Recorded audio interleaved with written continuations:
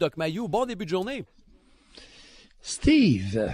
On avait envie de vous entendre ce matin, Doc, sur le petit voyage en Inde de notre premier ministre, Justin Trudeau.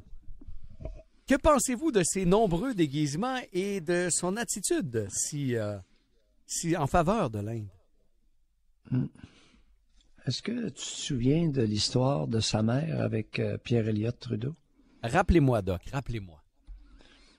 Étais-tu né, toi, lorsque Trudeau Père, non. a rencontré Margrethe Saint-Clair? Non. Dans le sud, sur une plage, la fille de Gordon Saint-Clair, une riche famille de Colombie-Britannique, et c'était une hippie. OK. C'était à l'époque, dans les années 60, du Flower Power. Oh! Make love, not war. Ouais. Ça me rappelle des souvenirs désagréables et inquiétants. Quels étaient ses souvenirs, Doc? Sa mère avait des drôles de comportements lors de déplacements officiels. Là, elle avait des comportements pas tout à fait... Ah oui, qui étaient un peu hors normes. Ouais, puis je suis poli, là. Ben, en fait, J'espère qu'on n'est pas là-dedans, là, parce que ça commence à être inquiétant. Moi, à mes yeux de psychiatre, j'ai pas envie de rire ce matin, là. Et notre premier ministre, Ben moi, je dis, s'habiller par respect, mettons, pour une autre culture, avoir quelques gestes, c'est une chose. Moi, quand je vois les photos où vraiment on se demande s'il est pas sick, il y a comme pas... Il va avec un sérieux je comprends qu'il est comédien, le bonhomme, là. Mais quand même. Oui, mais il est comédien, mais il n'est pas comique, là. Non. Il n'est pas comique du tout. C'est probablement le voyage qui va avoir... Ça va être un des voyages d'un chef d'État qui va avoir engendré autant de publications autour du monde. Oui. Oui, possiblement. Sur un point, son comportement. Vous commencez pas à trouver ça un peu inquiétant? J'ai hâte qu'il rentre au pays, là. Et puis que Sophie reprenne les choses en main, là. J'ai hâte parce que ça... Écoute, je l'ai vu ce matin faire ses stepettes, là. Aïe. Ça n'a pas de fin, cette histoire-là. Et Doc, en tant que psychiatre, vous, le non-verbal, observez-vous pas mal ça? C'est quelque chose que vous regardez beaucoup? Non, on n'a pas besoin d'observer le non-verbal. C'est le comportement dans son ensemble. OK. C'est le comportement dans son ensemble.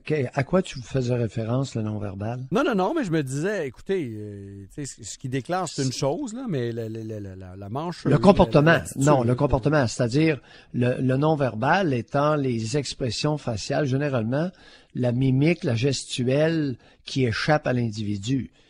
Non, là, ce sont ces comportements planifiés, voulus et affichés. On n'est pas dans le non-verbal, on est dans le comportemental. Et il y a un autre point qui m'inquiète de Trudeau, c'est que son anglais est nettement meilleur et nettement plus maîtrisé que son français. Oui. Lorsqu'il s'exprime en français, il nous sort des bizarres de tournures, des drôles de phrases inintelligibles. Est-ce que je suis le seul à avoir remarqué ça? Non, puis il semble un petit peu préfabriqué aussi. Hein? Pas question de pas mettre un pied à gauche. Ça, c'est pas grave, ça. C'est le côté difficilement ou à l'occasion inintelligible lorsqu'il improvise. En anglais, lorsqu'il improvise, il est solide. Oui. Autrement dit, moi, j'en suis même à me demander si Justin Trudeau n'est pas un anglophone qui a appris le français et qui maîtrise pas beaucoup mieux son français que moi avec l'anglais. Possible. Tu sais, je me pose... c'est une bonne question. Il est très interpellant. Alors, j'ai hâte que Sophie reprenne les choses en main puis qu'elle ramène au pays, là. Très bonne question. Et je suis très sérieux. C'est pas une joke que je fais. Non, mais c'est une très bonne question. Puis, je dois dire que votre question de ce matin aussi va être fantastique. Comprenez-vous votre ex ou votre conjoint de vous avoir trompé et à sa place, auriez-vous fait la même chose? Quand j'ai vu votre question, Doc, ce matin, là, j'ai pensé à plusieurs anciennes émissions que vous avez faites où on entend une femme ou un homme se plaindre que son ex l'a trompé. Puis là, on apprend que finalement, ça faisait 6 mois qu'elle n'a pas fait l'amour. Ou plus, là, on entend ça fréquemment, là. Ben oui, il n'y a pas de relation, il n'y a plus d'intimité. Puis là, c'est la surprise renversante de découvrir que le partenaire a eu une relation extra-conjugale. Ouais. Et certains avec Oui, une grandeur vont être prêts à l'avouer, vont se dire, ben oui, c'est un peu de ma faute, là. Il y a des surprises qui n'en sont pas. Oui, c'est ça. Et je me rappelle d'une auditrice, je sais pas, Doc, je me rappelle d'une auditrice que vous avez eue, vous allez sûrement vous en rappeler, qui disait jamais avoir aimé le sexe dans sa vie. Je sais pas si ça vous dit quelque chose. La madame disait, moi, j'ai jamais aimé le sexe. Puis on avait, écoutez, je me rappelle pas de la fréquence des rapports sexuels, mais c'était très, très, très, très, très, très faible. Là. Et la madame était tombée en bas de sa chaise puis vous disait, il m'a trompé, le méchant. Ben oui, pauvre. C'est pour ça qu'on en parle. Essayer de remonter le niveau de crédulité, faire baisser la naïveté, qui est cultivée malheureusement dans notre nation. On cultive, on admire les naïfs. On se ferme les yeux volontairement aussi. Oui. Là. Et ils ont un cœur d'enfant.